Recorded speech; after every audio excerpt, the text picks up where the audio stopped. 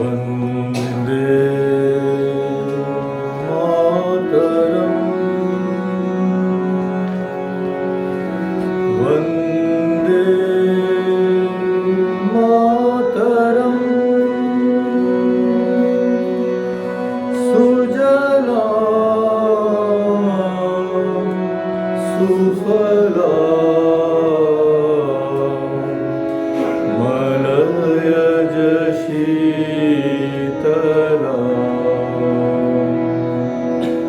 शस्य श्यामलां मातरम् वन्दे मातरम्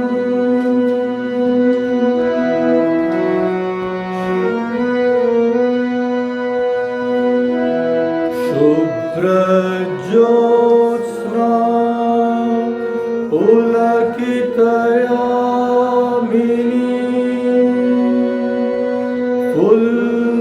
फुल्लकुसुमिता द्रुमदलशोभिनी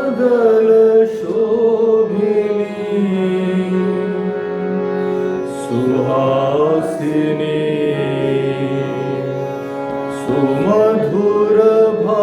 सुमधुरभाषिणी सुखदां वरदां मातरम्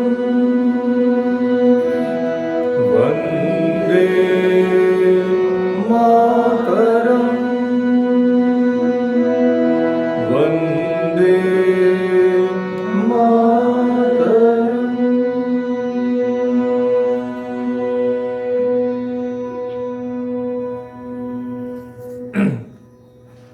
Before starting our main topic, let us see what Swami Vivekananda said about India. Amongst the numerous things he has said, he says, if there is any land on this earth that can lay claim to be the blessed Punya Bhumi, to be the land to which all souls on this earth must come to account for karma, the land to which every soul that is wending its way Godward must come to attain its last home, the land where humanity has attained its highest towards gentleness, towards generosity, towards purity, towards calmness, and above all, the land of introspection and of spirituality. It is India. Hence have started the founders of religion from the most ancient times, deluging the earth again and again with the pure and perennial waters of spiritual truth. Hence have proceeded the tidal waves of philosophy that have covered the earth, east or west, north or south, and hence again must start the wave which is going to spiritualize the material civilization of the world. Here is the life-giving water with which must be quenched the burning fire of materialism, which is burning the core of the hearts of millions in other lands. Believe me, my friends, this is going to happen.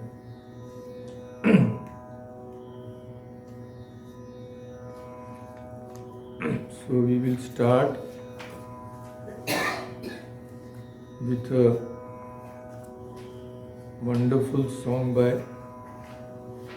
the great Rabindranath Tagore, where he pays homage to his motherland. It is there in Devanagari also in your book sheets, so it will be very simple to understand.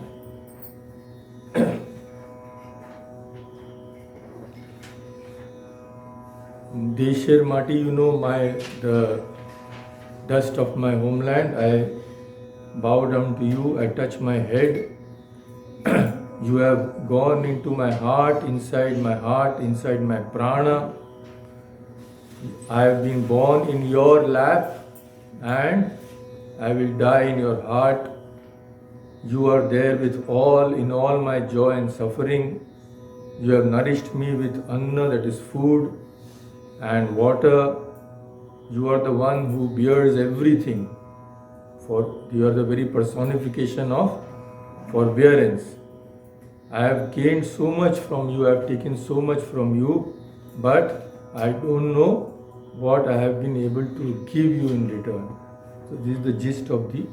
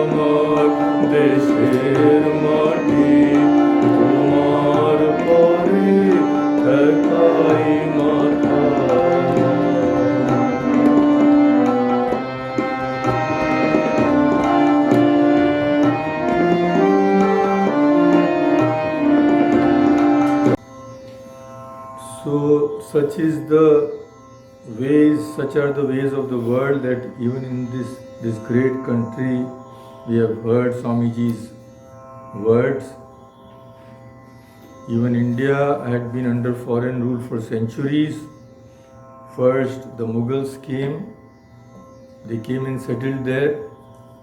There was interchange of culture also.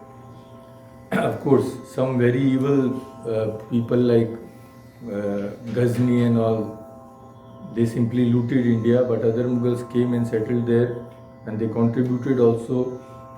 But the British came and the British simply drained India dry. All the natural resources, etc., they strangled India. So the story of India's freedom struggle from British rule, its tyranny and its atrocities is an epic which must be told and retold to succeeding generations also. So in the little time we have, I have compiled a sort of synopsis, you can say, chronology, you can say, of the major events. Right, we will start right from 1757 till 1947. So 1757, Robert Clive appointed governor of Fort William in West Bengal. We know that he was the founder of the British authority in India. But you may not know that later in life he was criticized heavily for his misdeeds. And in 1774, he took his own life. This is the fate of these people who shine in the world for a few days. 1757 to 1760, first administration of Clive as governor of Bengal.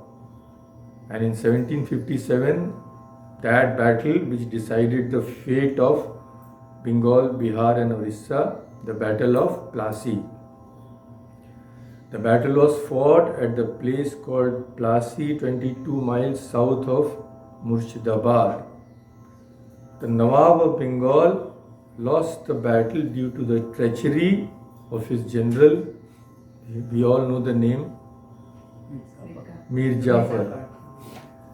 The English army consisted of only 950 European infantry, 100 European artillery and 50 English sailors, and so unfortunate, 21,000 were Indian sepoys in the British army. Nawab's army consisted of 50,000 soldiers. They would have simply wiped out had it not been for the treachery of Mir Jafar. So total casualties were 65 on the company's side and 500 on the Nawab's side. And as a result of the victory in the Battle of Plassey, the English became virtual masters of Bengal, Bihar and Orissa. Now 4 years later, 1761, was fought the third battle of Panipat between the Marathas and Ahmad Shah Abdali, 14 January 1761.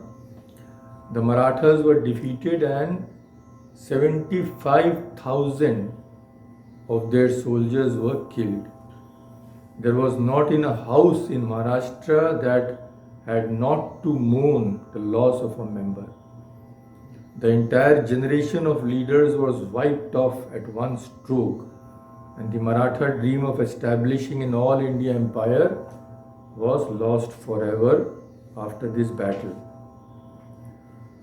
Then we jump 6 years, 1767 to 69 was fought the first Anglo-Mysore war. That is the war between the English and Hyder Ali. So this was one war in which Hyder Ali was victorious. The English concluded a treaty with him on 4th April 1767. And the treaty was based on mutual restitution of each other's territories and a defensive alliance between the two. So that was the problem, you see. When we won, Indians won, we didn't demand anything. Okay, be at peace. But when the English won, they took away everything. That is the problem. Then 1770, a very tragic event occurred. A severe famine occurred in Bengal. and 1/3 of Bengal's population, 1/3, perished. Practically no relief measures were taken by the English. In fact, the company's people, the East India Company's people, made huge profits because of the famine. Then 1794, the Raja of Viziangaram revolted because the English had acted in a very high-handed manner towards him. They demanded that give us 3 lakh rupees and disband your troops. The Raja refused, but his estate was annexed. Raja fought the English but lost his life in a battle in 1794. But at last the company relented also and offered the estate to the deceased Raja's son. But they were just puppets. Once it came into the hand of the English, that's all. Now another 4 years after 1798 to 1805, 7 years, Lord Wellesley was the Governor General of India. During Wellesley's administration, the East India Company became the supreme power in India in these 7 years. 1799-1800 saw the rising of Wazir Ali, the Nawab of Awadh. Following the death of his father Asaf-ud-Dawla, Wazir Ali ascended the throne of Awadh at the young age of 18. But he was a very independent man and he conducted secret negotiations with the other Indian rulers to drive out the British. But his revolt was defeated by the English. Same year, 1799, was the 4th Anglo-Mysore War. As soon as Lord Wellesley arrived in India as Governor General, he decided to subdue the great Mysore ruler Tipu Sultan. Tipu Sultan, you know, Sultan of Mysore, who won great fame in the wars of the late 18th century in southern India. So what was the charge against Tipu Sultan? The charge was that he was planning intrigues with the enemies of the company. The operations against Tipu began on 17th April and Seringapatanam fell on 4th May 1799. Tipu died, fighting till the end. He stands as an outstanding personality in the 18th century India. He preferred death to the slavery of the English. 1803-1805, the Second Anglo-Maratha War. Bundelkhand passed into the hands of the British as a result of this war. The chiefs of Ajaygarh and Bolangir offered stubborn resistance to the British forces but were defeated. Saharanpur also passed into the hands of the British. 1805, Lord Wellesley imposed a subsidiary alliance on the ruler of Travancore. So all this is happening in South India. The overriding attitude of the British resident caused deep resentment, and Diwan Velu Tampi raised the banner of revolt. A large British force was deployed to crush the revolt. The Diwan, unfortunately, was abandoned by his own men. So he went to the temple and put an end to his own life. 1806 saw a revolt in Vellore. It was caused by an affront to the religion of the Sepoys. The exiled family of Tipu Sultan backed the revolutionaries, but the revolt was crushed. Now we jump 17 years to 1823. Lord Hastings left India in that year.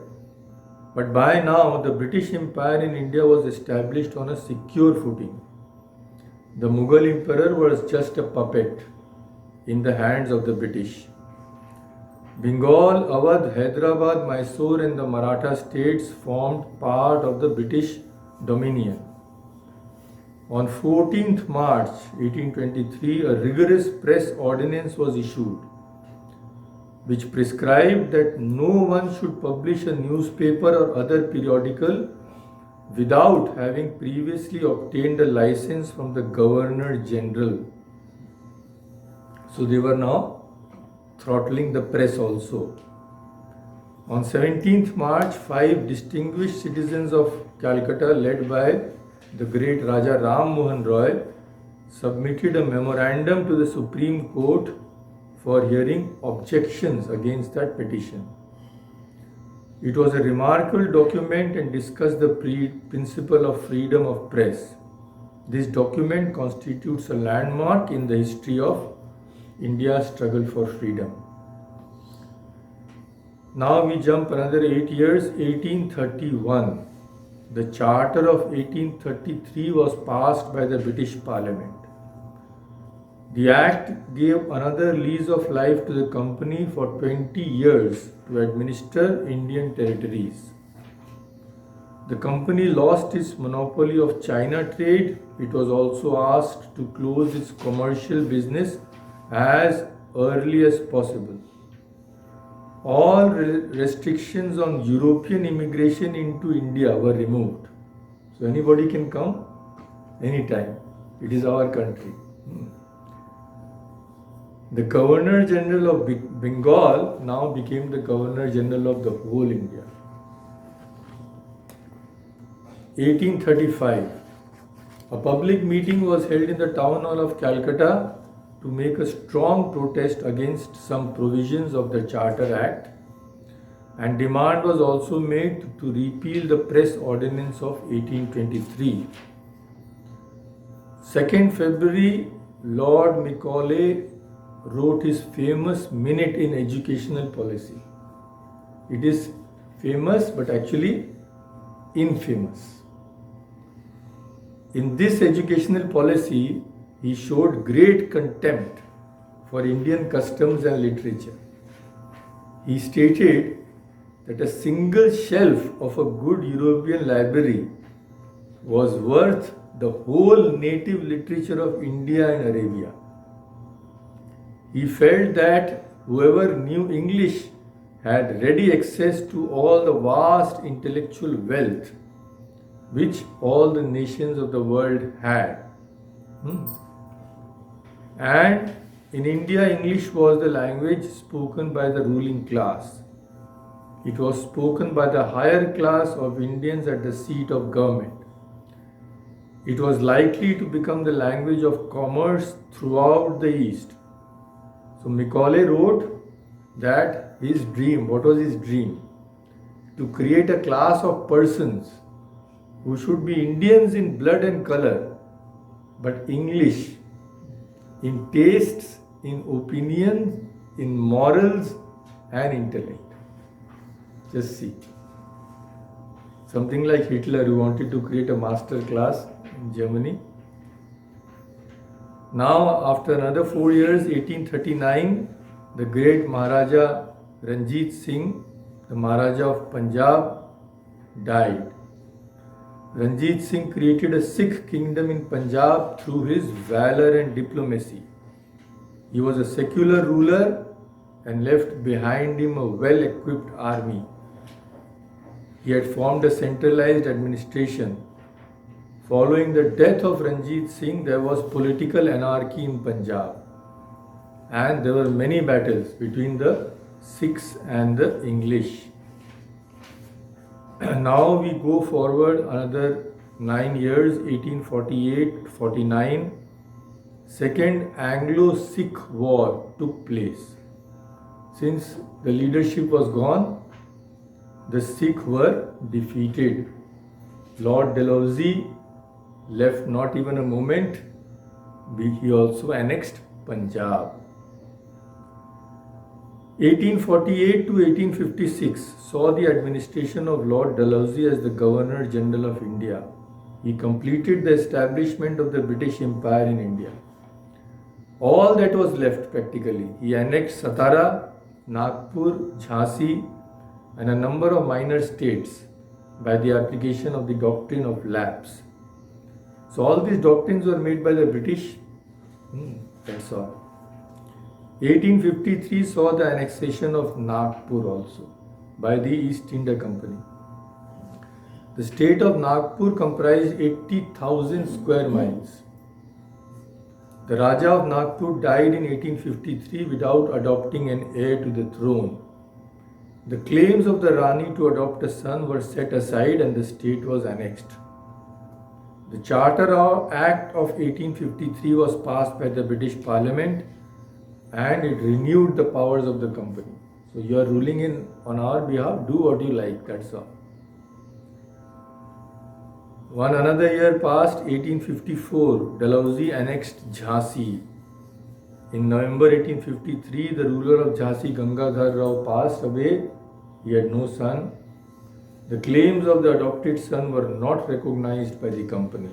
Rani Lakshmi Bai was the widow of Gangadhar Rao, we know.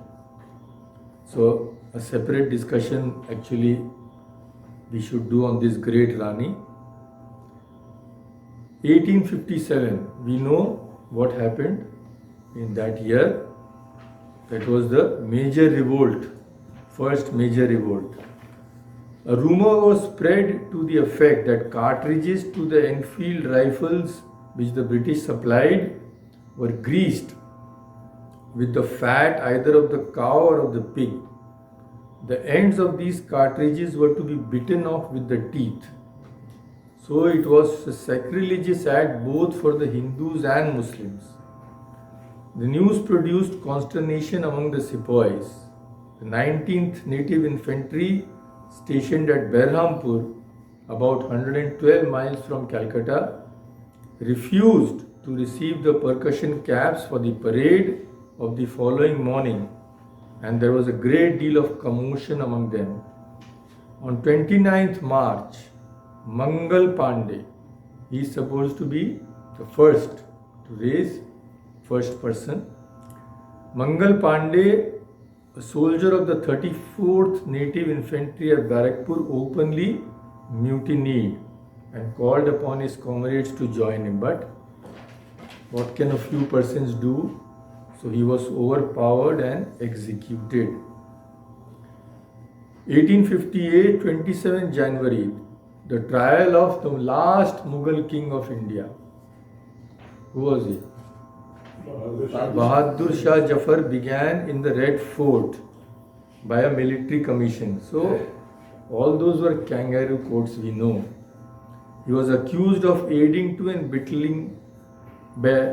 helping the rebellion. The emperor's defense was weakly conducted. The trial lasted till 9th March. Bahadur Shah was found guilty and exiled to Rangoon. He died there on 7th November 1862, just about 4 years after he was sent there. 1858, same year, 21st March, the British gained possession of Lucknow. Then, on 6 days after that, 27 March, the British attacked Jhansi.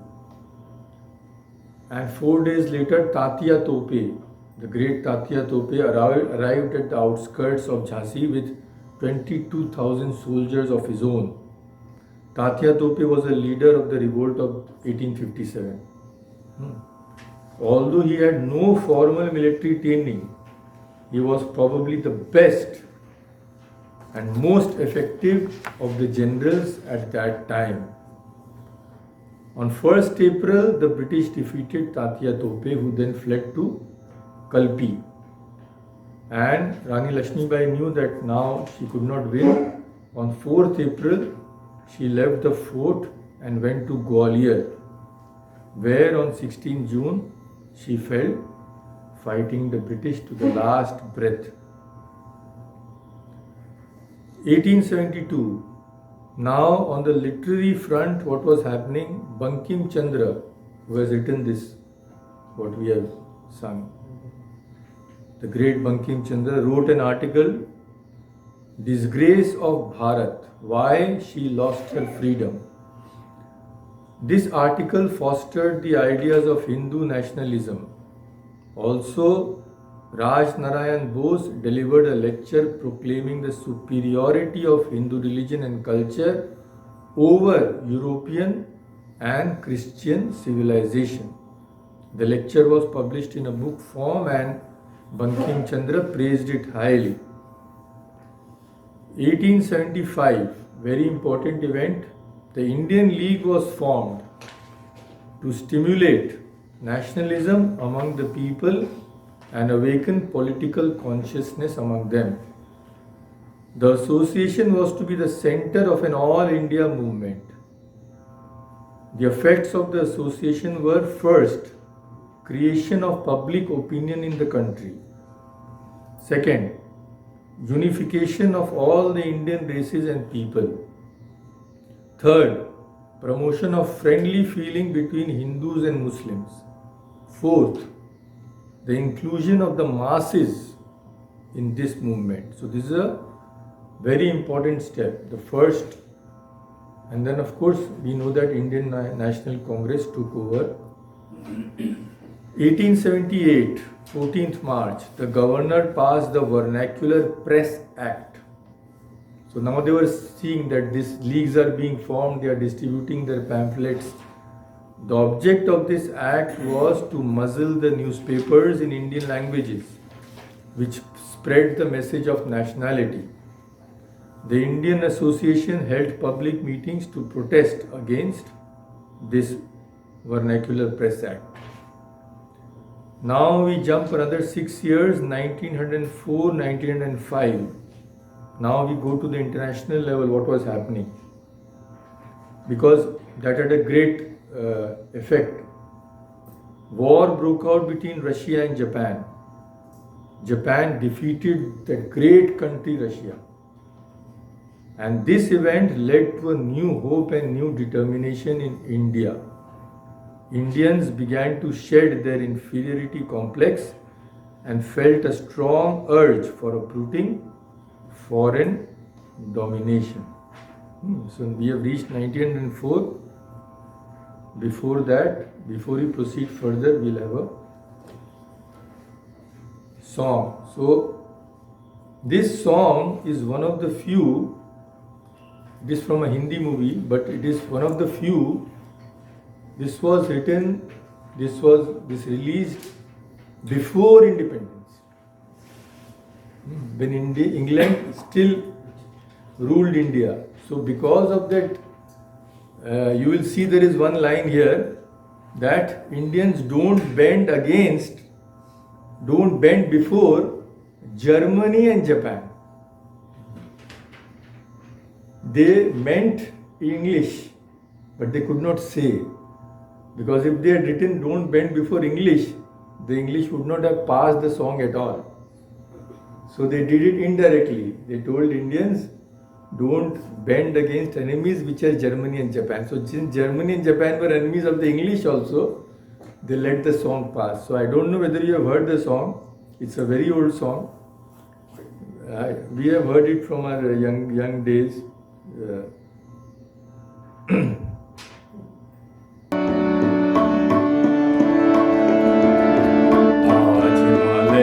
चोटी से फिर हमने ललकारा है, आज हिमालय की चोटी से फिर हमने ललकारा है।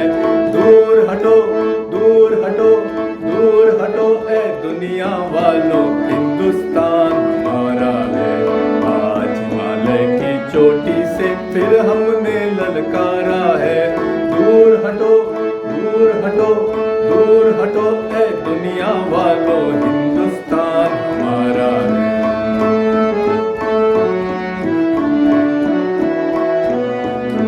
यहाँ हमारा ताजमहल है और कुतुब मीनारा है। यहाँ हमारा ताजमहल है और कुतुब मीनारा है।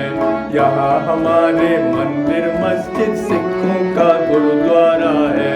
यहाँ हमारे मंदिर मस्जिद सिखों का गुरुद्वारा है। यहाँ हमारा ताजमहल है और कुतुब मीनारा है। यहाँ हमारे मंदिर मस्जिद सिखों का गुरुद्वारा है। इस धरती पर कदम बढ़ाना अत्याचार तुम्हारा है, अत्याचार तुम्हारा है। दूर हटो दूर हटो दूर हटो दुनिया वालों हिंदुस्तान हमारा है।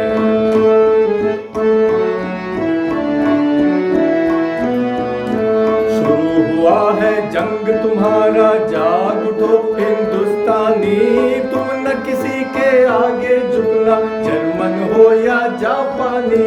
शुरू हुआ है जंग तुम्हारा, जाग उठो हिंदुस्तानी, तुम न किसी के आगे झुकना, जर्मन हो या जापानी।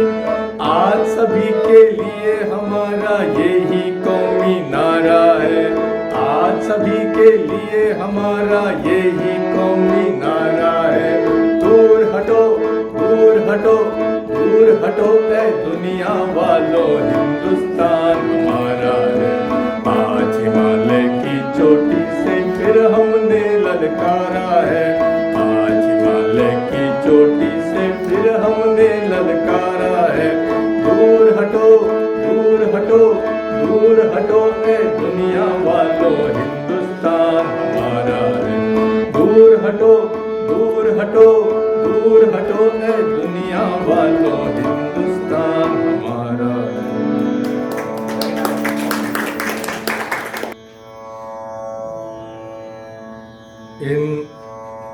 We are discussing 1904-1905 when there was a war between Russia and Japan. Lord Curzon became the Governor General of India at this time. 1905, the British did something very stupid.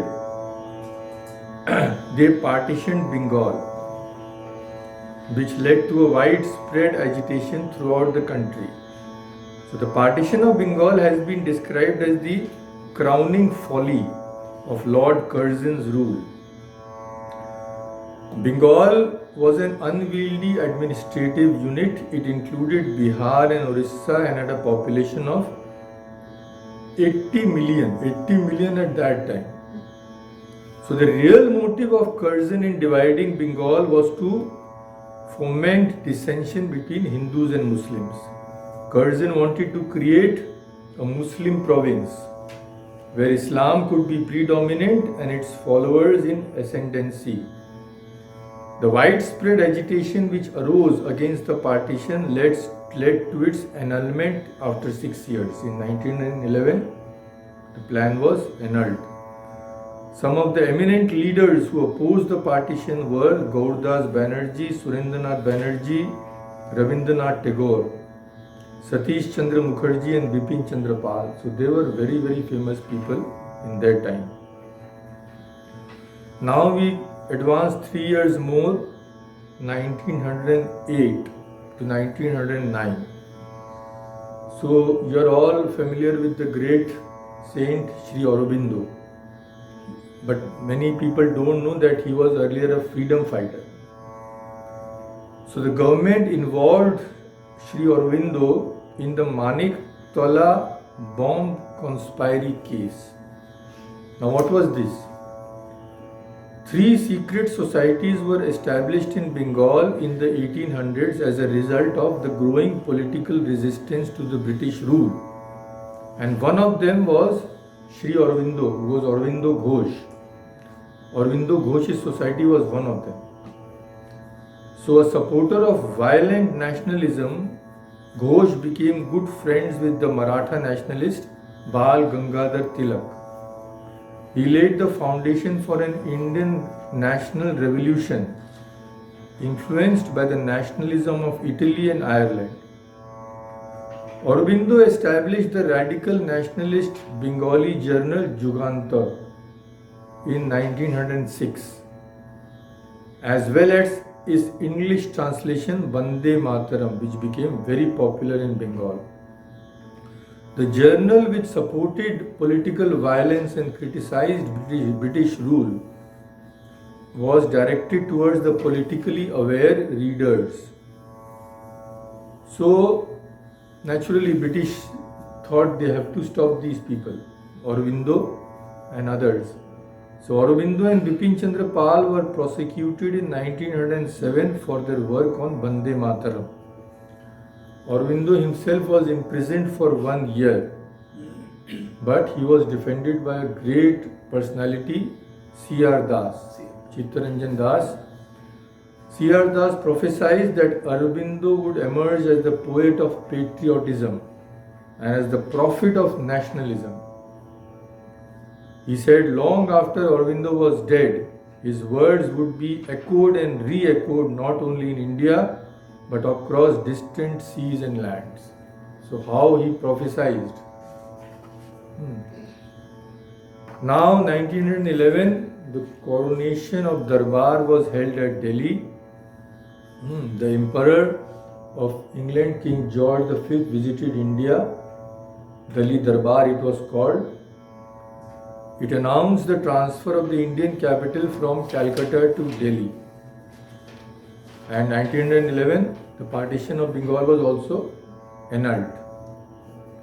1915, our great Mahatma Gandhi arrived in India.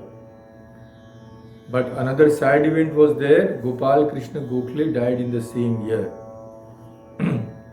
1 year after that, 1916, Bal Gangadhar Tilak established his Indian Home Rule League.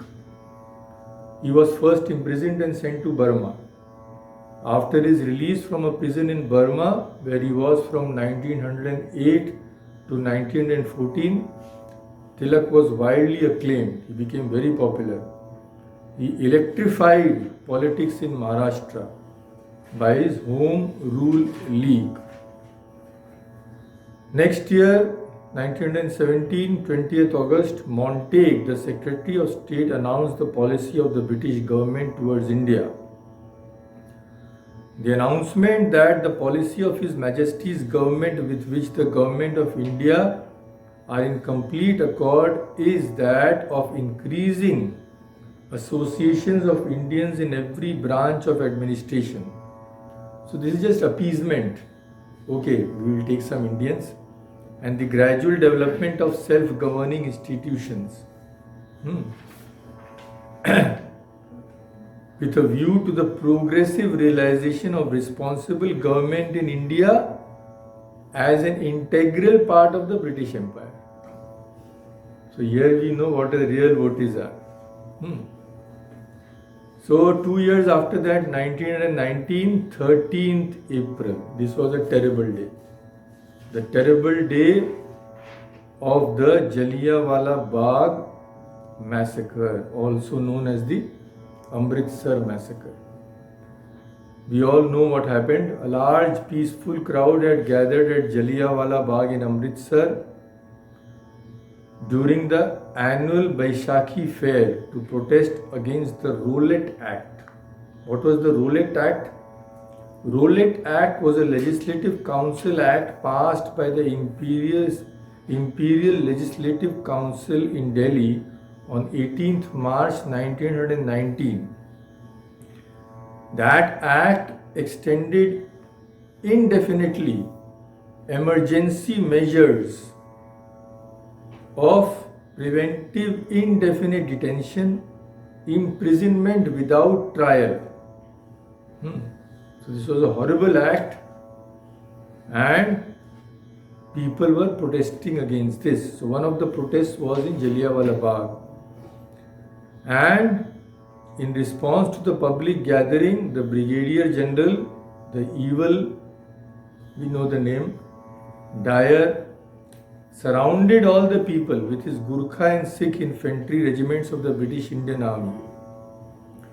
Now the Jallianwala Bagh exit was only on one side, as its other three sides were enclosed, and the exits on the other three sides were all locked. So there was only one exit. That exit Dyer blocked with his troops, and without any warning, he ordered them to shoot at that crowd which did not have a single weapon. And they continued to fire even as the protesters tried to flee. The troops kept on firing practically till their ammunition was exhausted. And estimates of those killed vary from 379 to 1500. We can never know actually how many were killed. And it is interesting to note, till date, Britain has never, till today, Britain has never formally apologized for this massacre. Just recently in 2019, they just expressed deep regret. That's all. So this brutality and the lack of any accountability stunned the entire nation, and there was complete lack of faith in the general Indian public about the intentions of the United Kingdom. They can do anything. This event fueled widespread anger against the British, leading to the non-cooperation movement of 1920-22. Some historians consider this episode a decisive step towards the end of British rule in India. Now another year, 1920, very important. Non-cooperation movement started by Gandhiji.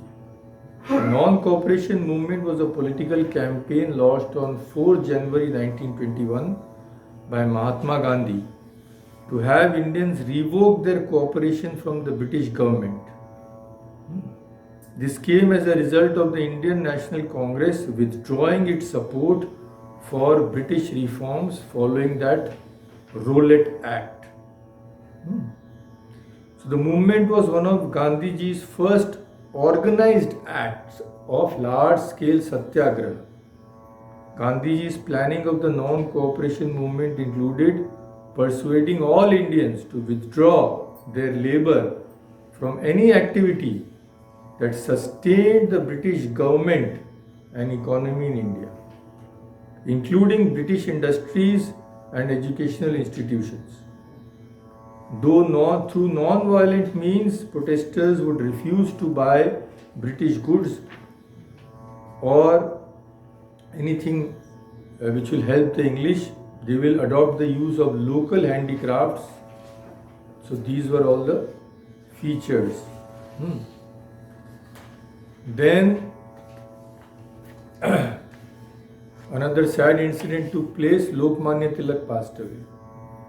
Gandhiji paid his tribute to this great leader with the following words: "A giant among men has fallen. The roar of the lion is hushed.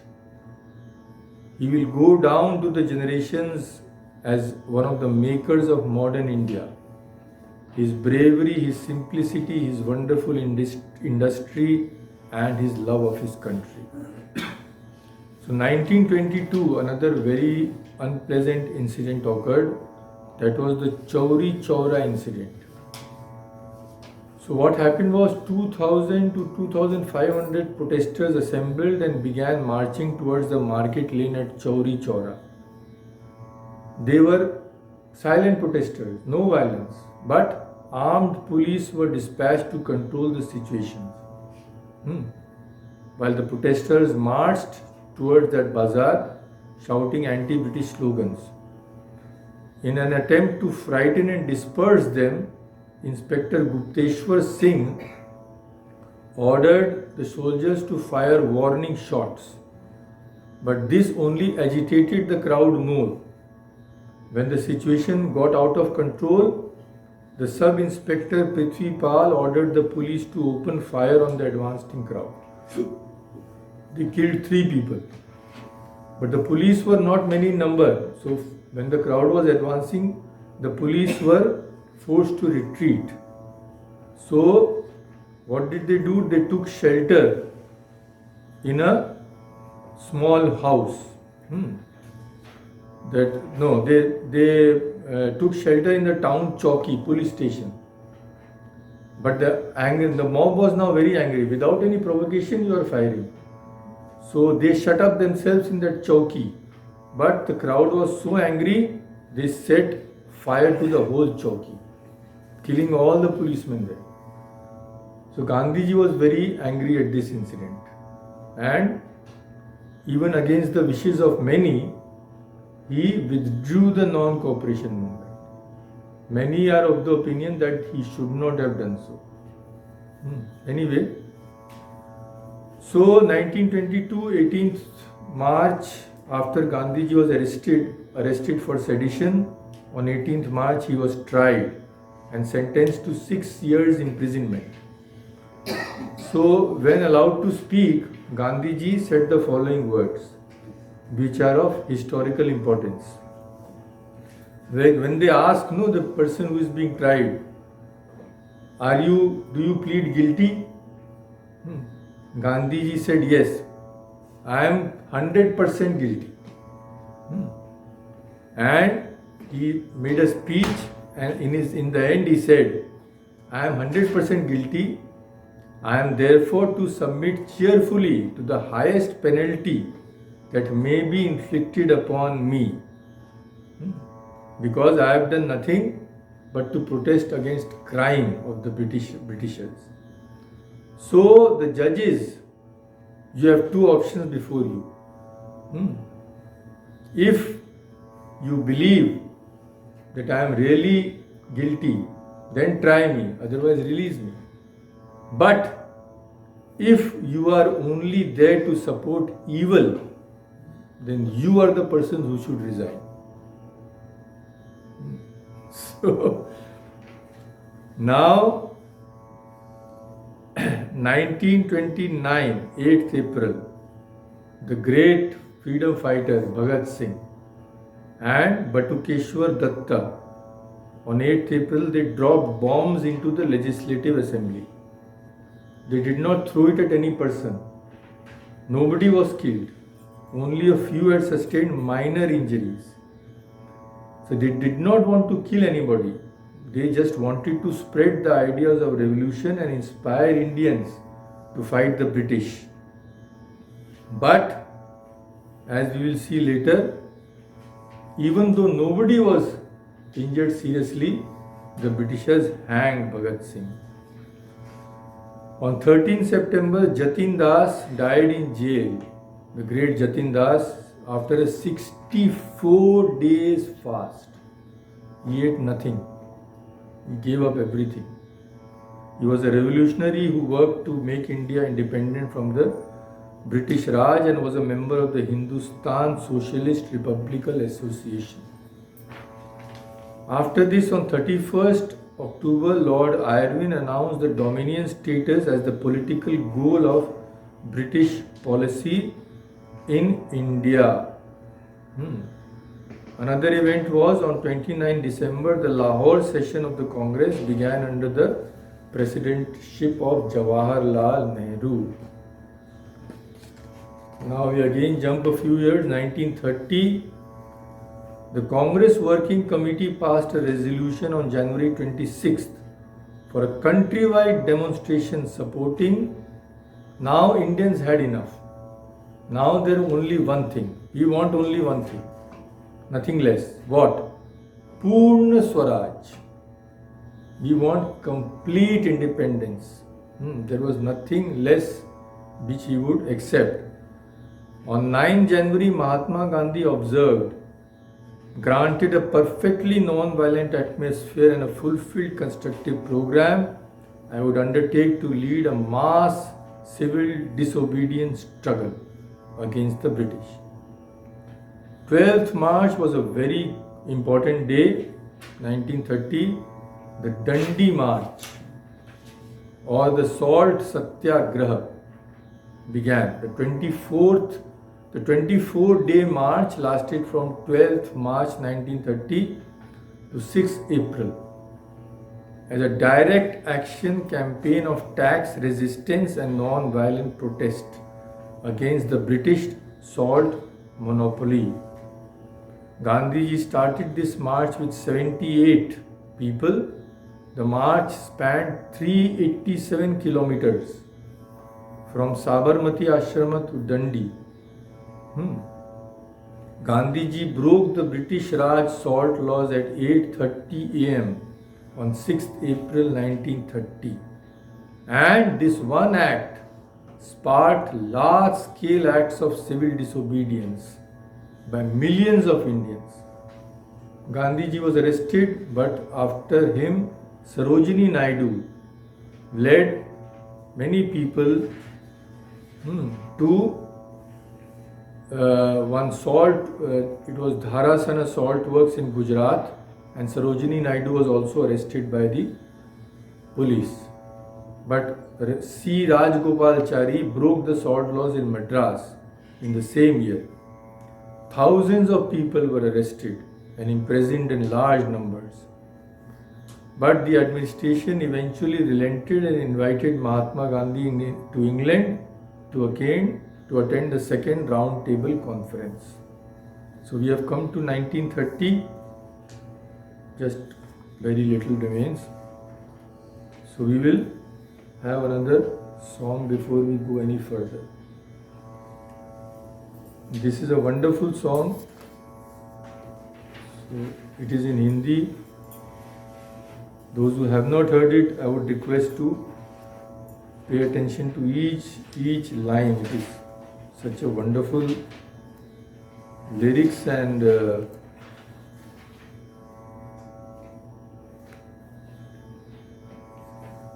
tune is also wonderful. अपनी आज़ादी को हम हरगिज़ मिटा सकते नहीं, अपनी आज़ादी को हम हरगिज़ मिटा सकते नहीं। सर कटा सकते हैं लेकिन सर झुका सकते नहीं, अपनी आज़ादी को हम हरगिज़ मिटा सकते नहीं।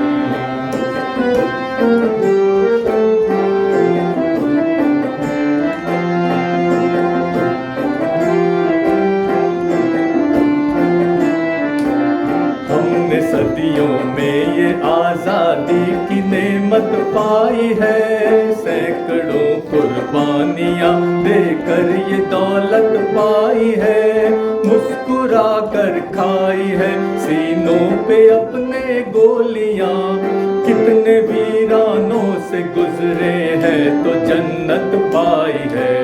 खाक में हम अपनी इज्जत को मिला सकते नहीं, अपनी आज़ादी को हम हरगिज़ मिटा सकते नहीं।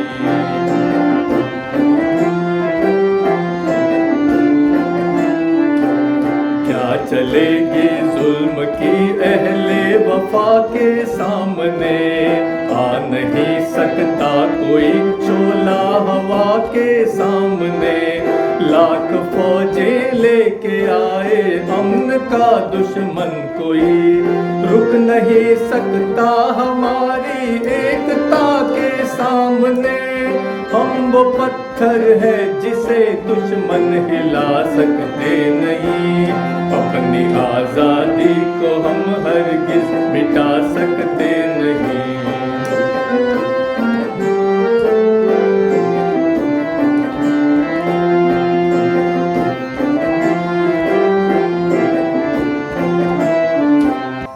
So, on 6th March 1930, Sardar Patel, the great patriot, set out for Borsa to prepare the villagers for the fitting reception of Gandhiji during his Dandi march, but Sardar Patel was also arrested. 75,000 people met on the sands of Sabarmati to pass a resolution. It was a vow in Gandhiji's presence. We, the citizens, determine hereby that we shall go to the same path where Sardar Vallabh Bhai has gone, and we shall take full independence attempting to do so. Without achieving freedom for our country, we shall not rest in peace, nor will we let the government rest in peace. So, 1931, next year, Maulana Muhammad Ali passed away in London. Before his passing, he said to Gandhiji, Mahatma ji, I am going. I will not live to see full Swaraj, but I know that you will soon have it. On 19th March, Gandhiji met Lord Irwin and he pleaded for the commutation of the death sentence of Bhagat Singh. and his comrades, but these cruel people did not agree. On 23rd March, Bhagat Singh, Sukhdev Singh and Rajguru were hanged in Lahore jail. The bodies were secretly cremated on the banks of the Sutlej and the remains were thrown in the river. The news was received with intense agitation throughout India. Jawaharlal Nehru said, "The corpse of Bhagat Singh shall stand between us and England." Because of this incident, on 24th March, a day of mourning was observed throughout India. On 20th March, at the plenary session of the Round Table Conference in England, Gandhiji said, "A nation of 350 million does not need the dagger of the assassin or the poisoned bowl. It does not need the sword, the spear, or the bullet. It needs simply a will of its own to say no. And that nation is today learning to say no." No means no more of this English rule. Again, 28 December, Gandhiji landed in Bombay, sent a telegram to the Viceroy Lord Wellington, and on 1932, 1st January, there was an exchange between Gandhiji and the Viceroy. On 2nd January, government sent a reply to Gandhiji in which they refused to discuss the demands of the Congress. Gandhiji referred to his negotiation with Lord Irwin on 3rd January, and nothing happened. Gandhiji was arrested again in Bombay, and when he was arrested, his message to the people was, "Infinite is God's mercy. Never deviate from truth and non-violence. Never turn your back and sacrifice your lives and all to win Swaraj." 10 January, the Congress and its sister organizations were declared illegal. The ordinances were very drastic. The government even confiscated property and money in banks. During 4 months, 80,000 people were arrested. 1933, 4th January, the anniversary of the civil disobedience movement was observed throughout the country. The acting president of the Congress, Dr. Rajendra Prasad, was arrested. 1938, the Congress held its session at Haripura under the presidency of the great Subhash Chandra Bose. Bose made a bold stand for unqualified Swaraj and also advocated the use of force if necessary. 3rd September, the Second World War broke out. 1940, 17 January, Subhash Bose escaped from Calcutta. 20th March, he arrived in Berlin. And on 22nd June, Germany invaded Russia. 1941, 7 December, Japan attacked Pearl Harbor. 42, 15 February, Singapore fell to Japan. 7th March, Rangoon also fell to Japan. Now, enough was enough. So, on 14th July, the Congress Working Committee adopted the Quit India resolution. Just get out of our country. After the British failed to secure Indian support for the British war effort with the Cripps mission, Gandhiji made a call, "Do or die," in his Quit India speech delivered in Bombay on 8th August 1942. All India Congress Committee launched a mass protest demanding British withdrawal from India. But the British, although they were at war, still they were a great power. So they did not tolerate this. Immediately after this, almost the entire leadership of Indian National Congress was imprisoned without trial. Most of them spent rest of the war in prison. And it is our bad fortune of the Indians that many Indian businessmen who were making a lot of money they stood against the Quit India movement. Surprisingly, the movement got support from President Roosevelt, who persuaded Winston Churchill to give in to Indian demands. 1943, 8 February, Subhash Bose left Germany in a U-boat. On 13 June, he reached Tokyo, and on 2nd July, he arrived at Singapore. On 4th July, he took over the leadership of the Indian independence movement. On 21st October, the provincial government of Free India was established at Singapore. Now we are coming to the end. 20th February 1947 saw the administration of Lord Mountbatten, the last Governor General of India. Finally, on 20th February, Lord Attlee announced Britain's decision to transfer power to India before June 1948. On 8th March, the Congress Working Committee passed the resolution for dividing the Punjab on a communal basis. Even before leaving, they were determined to create as much problem as possible. The move foreshadowed the partition of India. On 24th March, the new Viceroy Lord Mountbatten assumed charge. On 3rd June, he announced the transfer of power. In August 47, we know the date, India became free because 14th to 15th June before, the AICC session at Delhi accepted the plan of dividing India also. July, the Indian Independence Act was passed, and 15th August, India finally became free.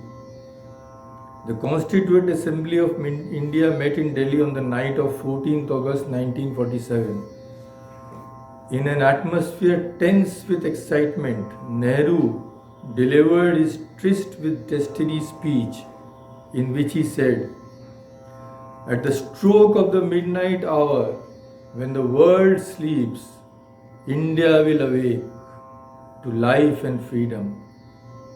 A moment comes which comes but rarely in history, when we step out from the old to the new, when an age ends, and when the soul of a nation, long suppressed, finds utterance. It is fitting that at this solemn moment we take the pledge of dedication to the service of India and her people, and to the still larger cause of humanity." What is the ideal of India? Swami Vivekananda says, what is the flag? What is the banner of India? Renunciation. That is, I quote Swami Vivekananda, renunciation, that is the flag, the banner of India, floating over the world, the one undying thought which India sends again and again as a warning to dying races, as a warning to all tyranny, as a warning to wickedness in the world. Hindus, let not your hold of that banner go. Hold it aloft.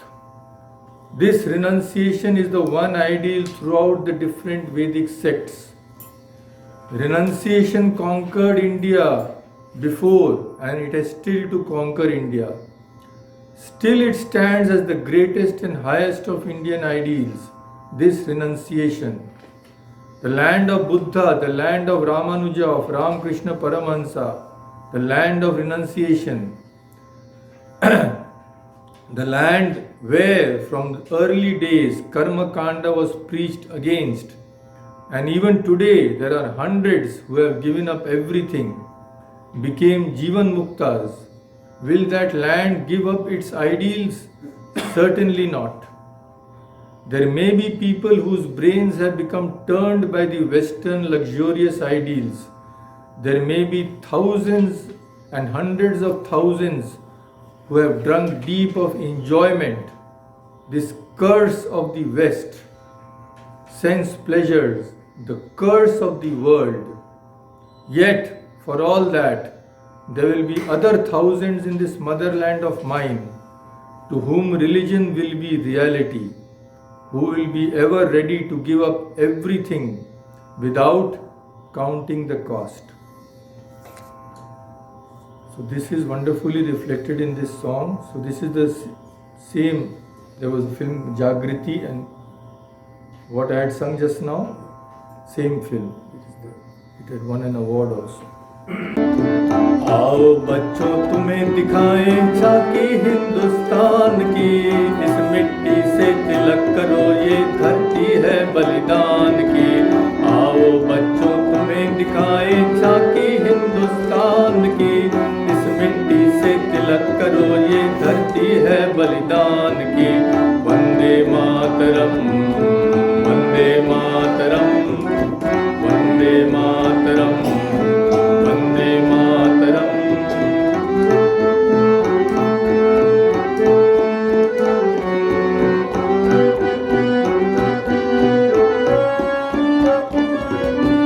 उत्तर में रखवाली करता पर्वत राज विराट है, दक्षिण में चरणों को धोता सागर का सम्राट है।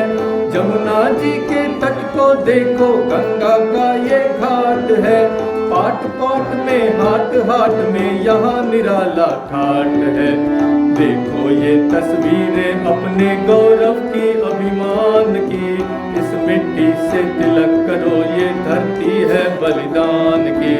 वंदे मातरम, वंदे मातरम, वंदे मातरम, वंदे मातरम।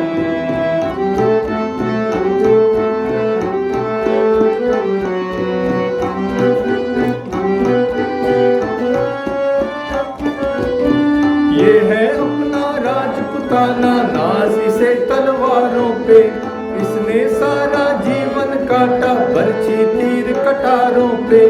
ये प्रताप का वतन पला है आजादी के नारों पे, कूद पड़ी थी यहाँ हजारों पद्मिनियां अंगारों पे। बोल रही है कण कण से कुर्बानी राजस्थान की, इस मिट्टी से तिलक करो ये धरती है बलिदान की। वंदे मातरम, वंदे मातरम, वंदे मातरम, वंदे मातरम।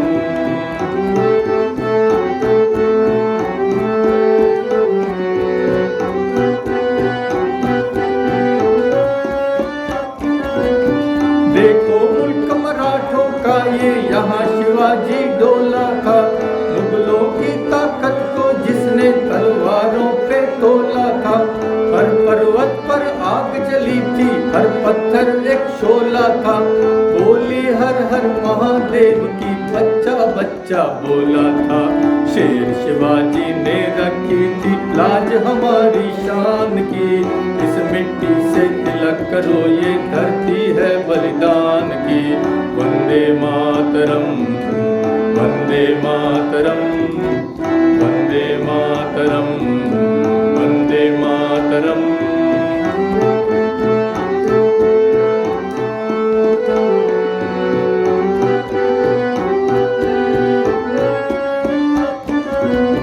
जलियांवाला बाग ये देखो यहाँ चली थी गोलियां, ये मत पूछो किसने खेली यहाँ खून की होलियां। एक तरफ बंदूकें दंदन, एक तरफ थी टोलियां, मरने वाले बोल रहे थे इनकलाब की बोलियां। यहाँ लगा दी बहनों ने भी बाजी अपनी जान की, इस मिट्टी से तिलक करो ये धरती है बलिदान की। वंदे मातरम, वंदे मातरम, वंदे मातरम, वंदे मातरम।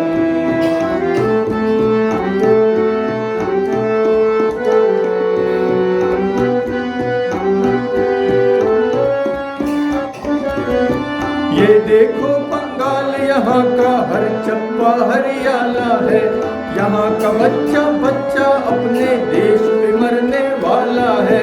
ढाला है इसको बिजली ने, भूचालों ने पाला है, मिट्टी में तूफान बंधा है है। जन्मभूमि है यही हमारे वीर सुभाष महान की, इस मिट्टी से तिलक करो ये धरती है बलिदान की। आओ बच्चों तुम्हें दिखाए झांकी हिंदुस्तान की, इस मिट्टी से तिलक करो ये धरती है बलिदान की। वंदे मातरम